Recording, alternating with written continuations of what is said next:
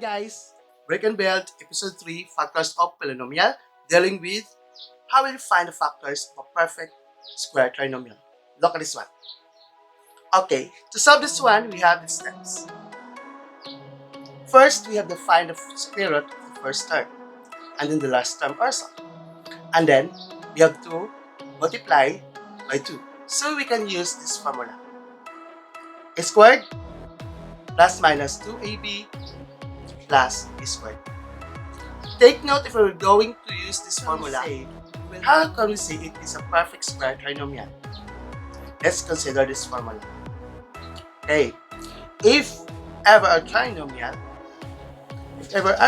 can be in this form, a squared plus minus 2ab plus b squared, then we can say it is a perfect square trinomial, and we can use the formula in finding the factors. It's either a minus b squared or a plus b squared, right? Either in any circumstances, we can break that one to a minus b times a minus b, or a plus b times a plus b, or a plus b squared and then a minus b, close that one in the parentheses and then square has the exponent of 2. How will we find the factors of the x squared minus 4xy plus y squared? Take note, this sign of the first and the last statement should be positive, nothing else.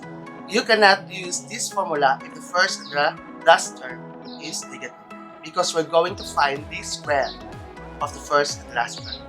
Okay, the square root of the first and last term. First and second step, find the square root of the first term, and then second is to find the square root of the first term. And then we can have now the value of a in our formula and in b for our formula also, right? So first we will check now the factors, the square root of the first term, and then the square root of our last term. Square root of x squared, yes, it's x. Square root of the last term, we have the 4y squared. And then, dealing with the power rules, last time we talked about that one, so we can now say square root of 4 or square root of 4y squared. We can definitely have to say square root of 4 is square root of y squared, and that result to, yes, 2y. So we have now the value of a, which is x, and then we have the value of b, which is 2y. Now we will check our third and fourth step. We will now multiply the a and b. First, the result of a and b, 2. Following the formula, a squared minus 2ab plus b squared.